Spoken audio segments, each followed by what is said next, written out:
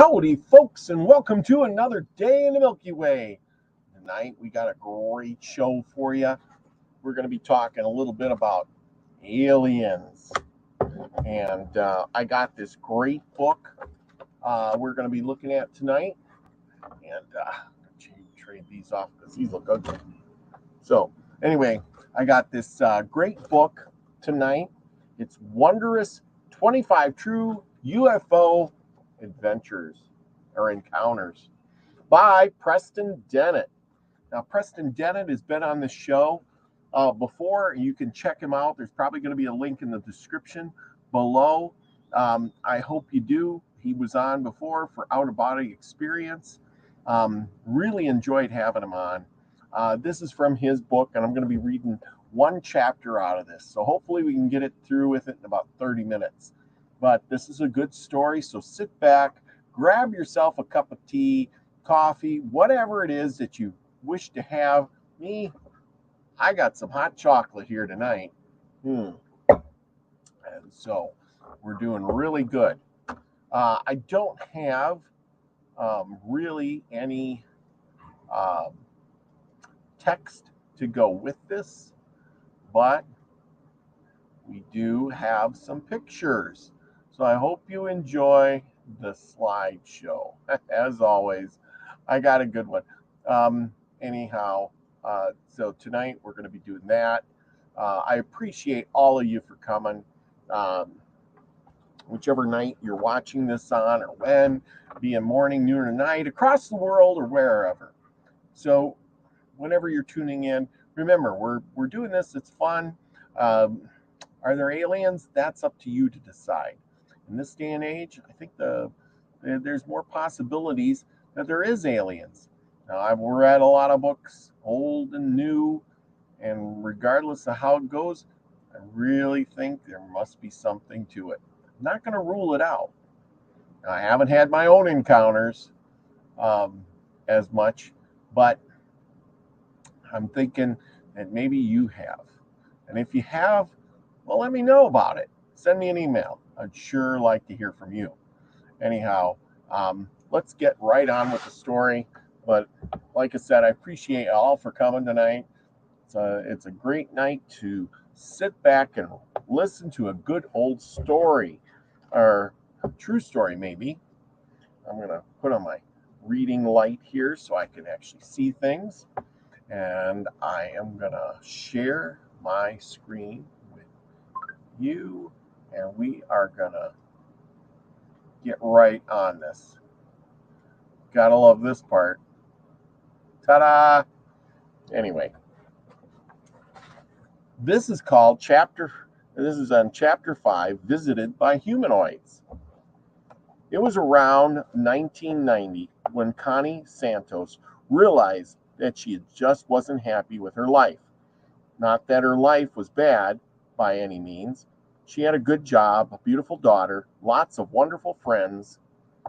She really had no reason to complain. Her life was fine, but for some reason, she just wasn't as happy as she thought she could be. Now that she was entering her 30s, she felt like there must be something else. She didn't know what she was looking for, except there had to be more to life than what she was currently experiencing. So began what Connie now calls her soul awakening. Dissatisfied with the direction of her life, she began to search for answers. She remained a Catholic, though she had no objections to other religions. She just found herself becoming more intrigued by life's greatest questions, such as, is there life after death, or is there other life in the universe? She had always been a spiritual person, but now spirituality became a more important part of her life. While life was generally good, she did have one problem that always puzzled her nightmares. They were infrequent enough that she never sought help, nor did she think there was anything particular significant about them.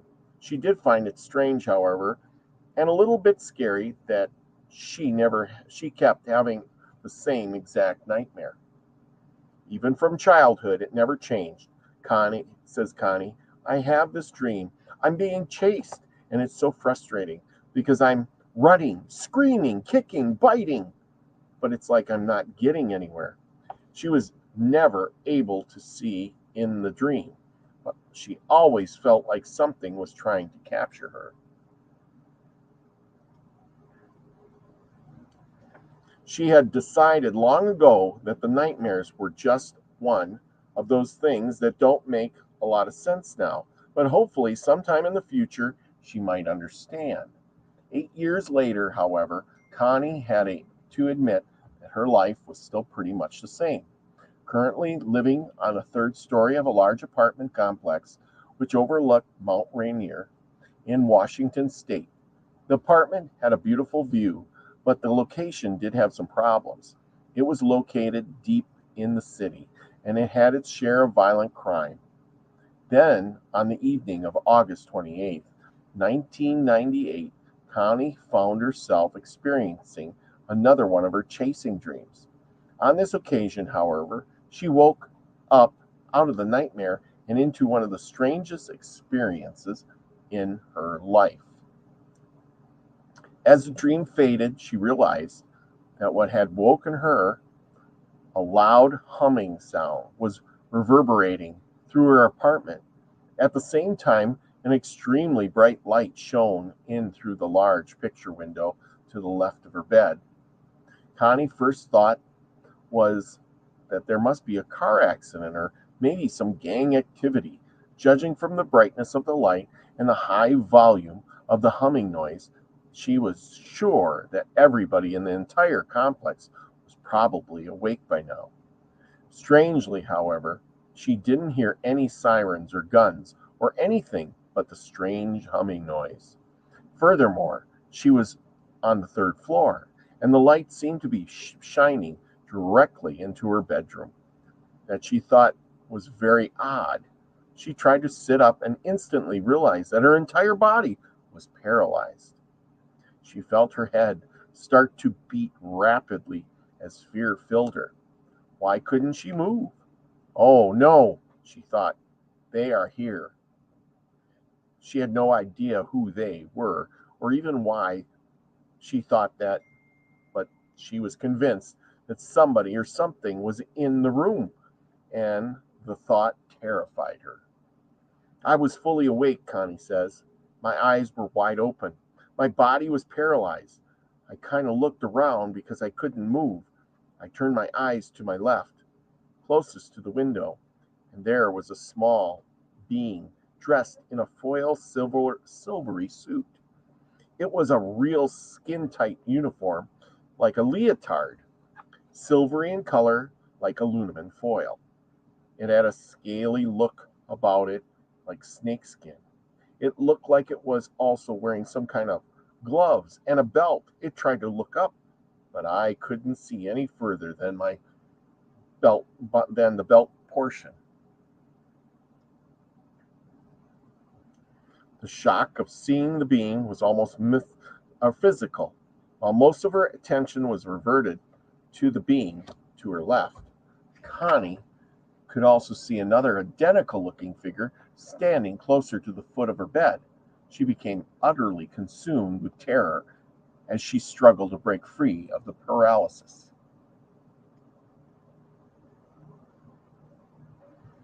I knew I couldn't take it anymore, Connie explains.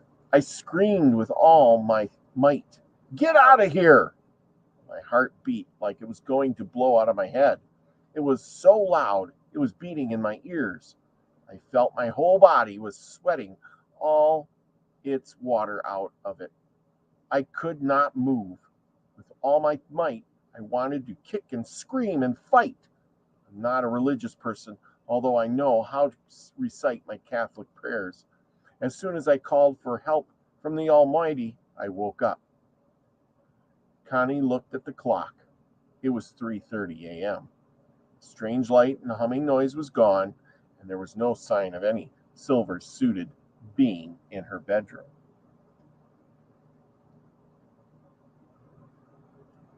Then Connie noticed something very strange.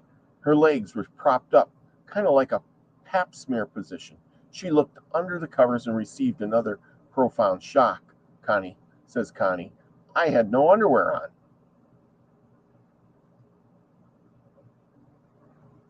As she got out of bed, she noticed two other strange and discerning details. First, when she woke up, she was lying crosswise on the mattress instead of vertically, as she had gone to bed. Second, and even stranger, her bed sheets and blankets were perfectly made and tucked in. In fact, the bed looked like it hadn't even been slept in, says Connie. It was the weirdest thing. It was so strange. I was tucked in, and I had the comforter over me. My pillow wasn't moved. It looked like it had been opened. My bed, and it was nicely made. Nothing looked like it was disturbed, like I hadn't slept there, considering the amount of fighting and kicking I thought I was doing. What was going on? Connie wondered. Was it just a horrible nightmare? She crawled out of the bed and stumbled into her bathroom in a state of shock. As she stood up and looked at herself in the mirror, she felt a coolness running down her legs. Says Connie, fluids ran down from my vagina. I mean, a lot of fluid. It was clear. I just thought it was so weird, and it scared me. That's what really threw me off kilter. Connie tried to piece together what had just happened. She had been having the same old nightmares she always had. When she woke up to hear a humming noise and see a powerful illumination fill the room. After that, there was the silver figure. She screamed at it, and eventually woke up to find this. It was just too much to think about. Besides, she also wasn't feeling well, and she had to get ready for work. She pushed away a growing panic, told herself it had all been a bad dream, and drove to work. The day at work turned out to be a total disaster.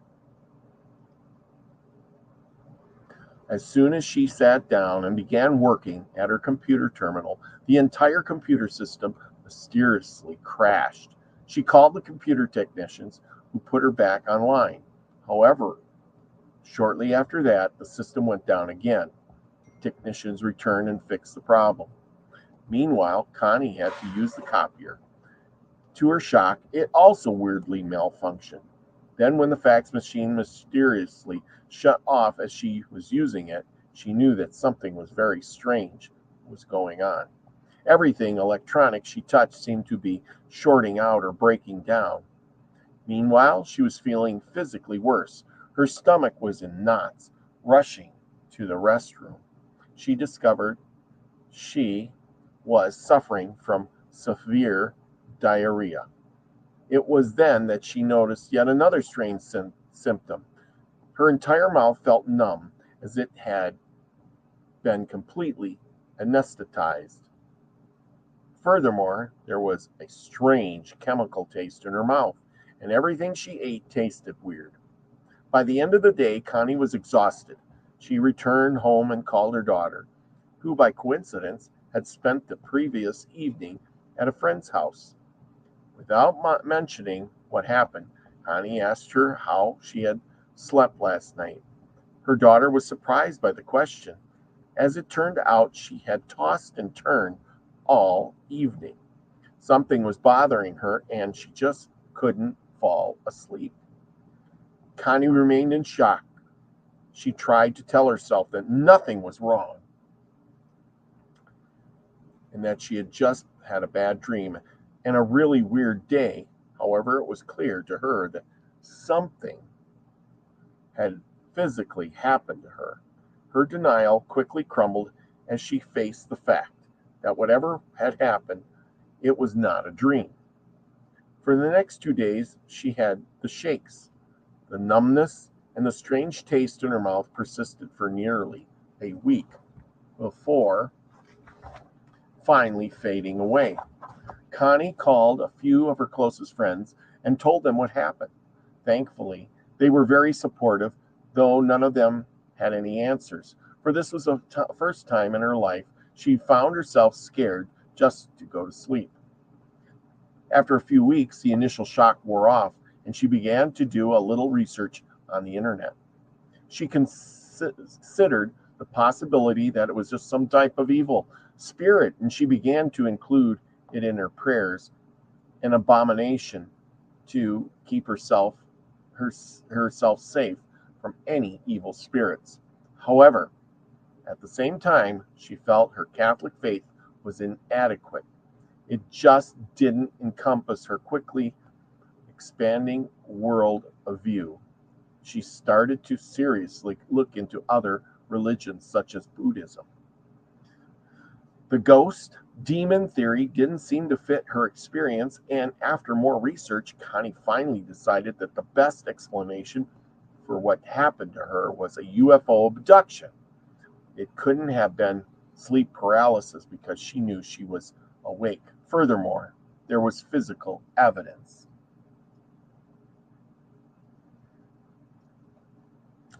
Meanwhile, her performance at her place of employment suffered shortly after her encounter. She was fired. Ironically, Connie was relieved as she felt that she could no longer handle such a stifling and boring position. The strain of dealing with her encounter was at times excruciating, and Connie seriously considered seeking help of a psychologist just to make sure that she wasn't going crazy. However, as she continued to do research, she knew that the problem was not psychological. She learned that many people who have had similar experiences report a lifetime of encounters stretching back into childhood. As she looked back into her childhood, several unusual incidents immediately came to mind. First of all, there were the horrible nightmares where she was unable to move or to cry out and was constantly fighting an unseen enemy. She had always assumed these were just dreams, but now she wasn't so sure. Another very bizarre experience had occurred over and over again throughout her childhood was waking up in different positions in her bed, and she had been when she went to sleep. She would often wake up in the morning lying sideways on the opposite side of the bed, diagonal, or sometimes with her head at the foot of the bed. Connie became so concerned about this mystery that she repeatedly complained to her parents and family, who told her that she must be restless sleeper. Connie says, "I just knew I couldn't be that restless. It was weird." One day, Connie's uncle also offered up an explanation that she was being abducted by aliens, and told her that it was because the aliens wanted to visit their own kind.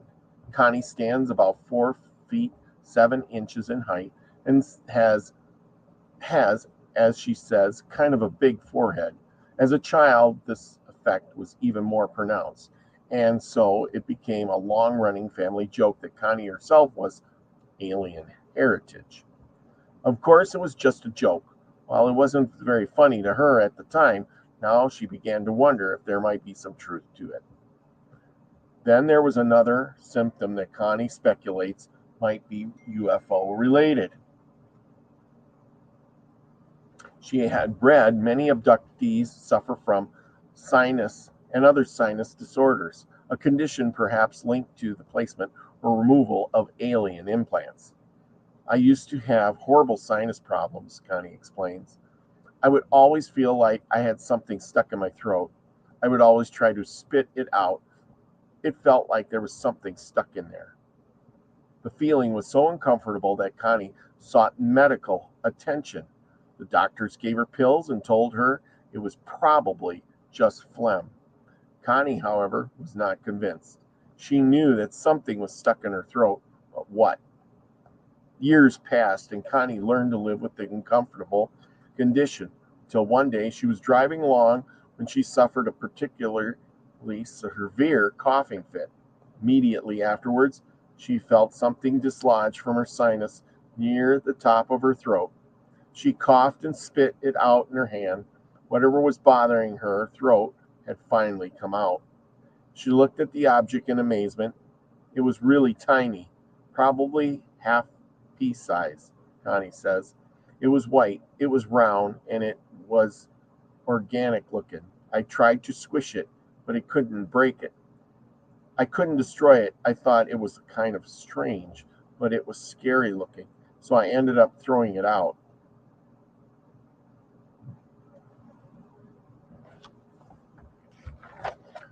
While the incident definitely seemed weird at the time, she had no reason to connect it to UFOs.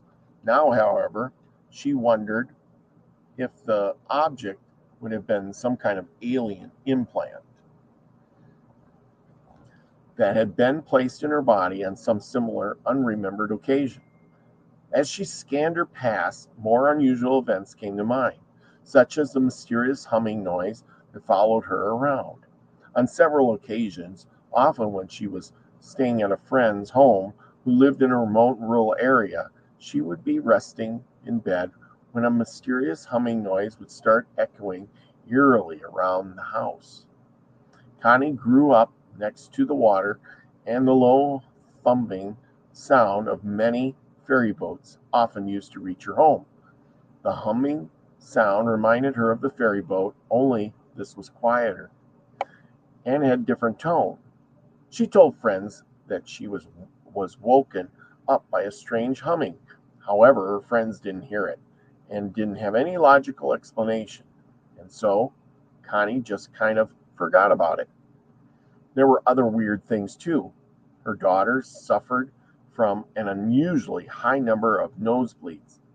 It could be coincidental, Connie thought, but after reading about the abductees complaining of the same symptoms, she thought that perhaps there was a connection.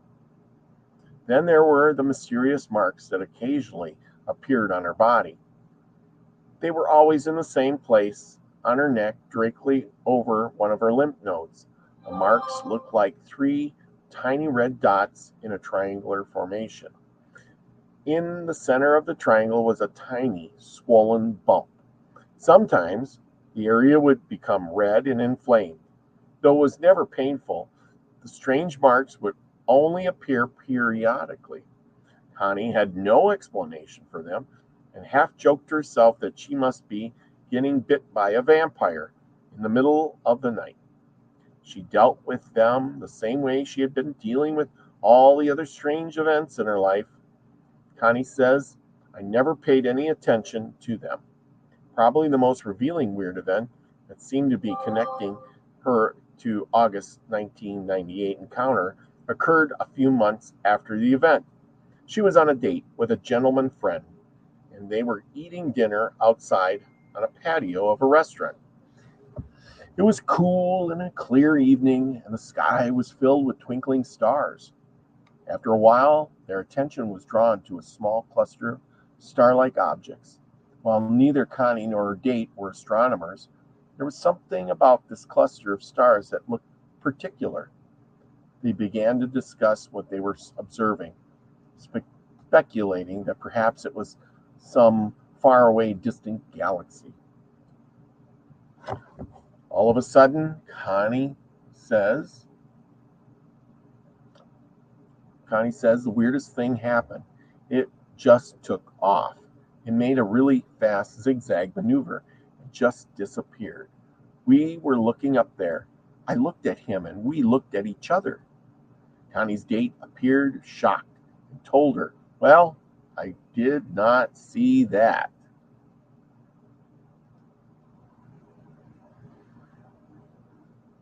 Connie looked at him in amazement. Well, yes, you did, she replied, because we both saw it. Incredibly, nobody else around them had noticed the dramatic display. It was as if the UFO showed itself only to them. Also, the object moved right exactly when they both had their eyes on it and were discussing it, as though it was listening in on their conversation. It was Connie's one and only UFO sighting. However, it served its purpose. She was unable to deny the fact that she had some kind of connection to UFOs. Today, she is more intrigued than frightened by the idea of having contact. While she hasn't experienced any further encounters, part of her looks forward to the possibility now that she has educated herself about UFOs and her own involvement with the phenomena. She feels that she wouldn't be as afraid. Connie's most recent strange encounter occurred in April of 2004. She was visiting relatives who lived in Washington. They had decided to go for a walk down the river behind her home. Connie was looking for a pretty rock to bring home as a souvenir. She reached down and picked up the rock. One of her cousins looked at the rock and began laughing. "Oh my God," she said, "it's an alien face." Connie looked at the rock and got a shock. "It's the weirdest thing," Connie says. "It's a rock with a typical gray on it. I've showed it to a lot of people. They all freak out."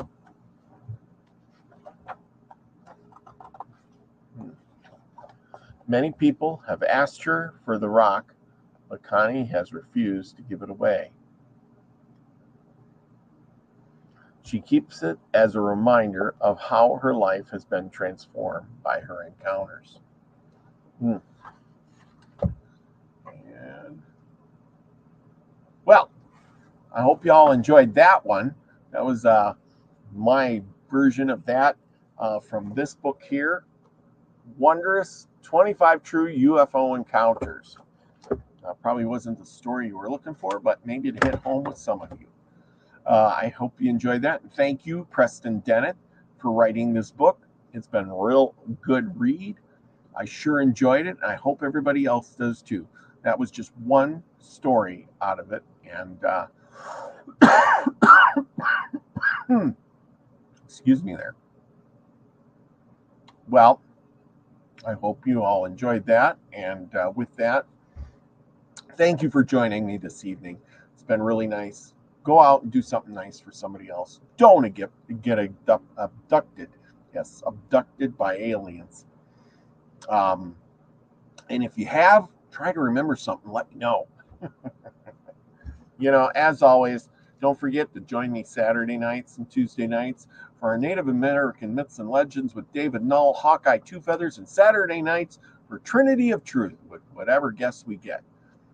This weekend is going to be the 25th or something like that. But anyway, we'll have Amber Dawn on. She will be my guest and co-host for the show, and I hope you can join me then. So remember, go out, do something nice for somebody, give them a smile if that's all you can afford. Remember, be the frequency you want to receive, everyone. Love y'all. Peace, everybody.